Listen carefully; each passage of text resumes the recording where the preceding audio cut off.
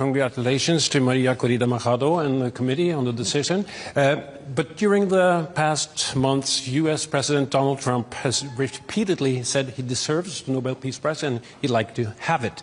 He even said that it would be an insult to the United States if he doesn't get it. What does as the chairman of the Nobel Peace Prize Committee think of this, and how has this campaign-like activity by the President and his supporters, domestically and internationally, affected the deliberations and the thinking in the committee? In the long history of the Nobel Peace Prize, I think this committee has seen any type of campaign, media attention. We receive thousands and thousands of letters every year of people wanting to say what for them leads to peace. This committee sits in a room filled with the portraits of all laureates, and that room is filled with both courage and integrity. So we base only our decision on the work and the will of Alfred Nobel. Hello, Bibiana Piena from the Norwegian News Agency. As you state in your explanation, more and more countries are moving in a more autocratic direction. Would you say that the committee, by this prize, is sending a warning to the world?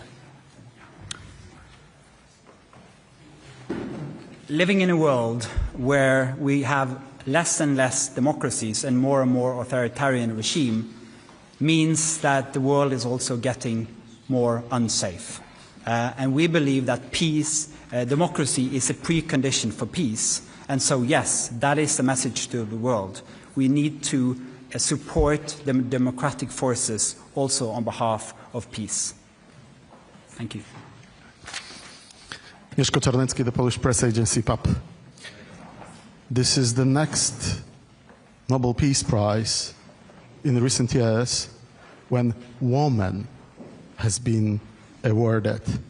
Do you feel that women all over the world and in certain countries play a significant and a certain role protecting democracy, taking into consideration the Iranian activist from 2023 and the Venezuelan democracy protector that has been just announced as a laureate?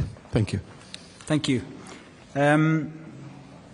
As quoted in the announcement texts, in the long history of the prize, brave women and men from around the world have stood up against repression again and again. That is a key element of the Peace Prize, and we've seen it once again, that Maria Machado has been a unifying leader of the opposition in Venezuela, and what they did in the election of 2024 was incredible, and it gives hope to an entire country. Mr. Chairman, Christopher Ronenberg from Aftenposten. We've seen in previous years that awarding the Peace Prize to dissidents can put their lives at more risk than it already is. You mentioned yourself that she has been in hiding for quite some time. What considerations have you made when it comes to her safety and security now that she has become more exposed because of this Peace Prize? You're now touching upon some of the absolutely most difficult dilemmas in the work of the committee.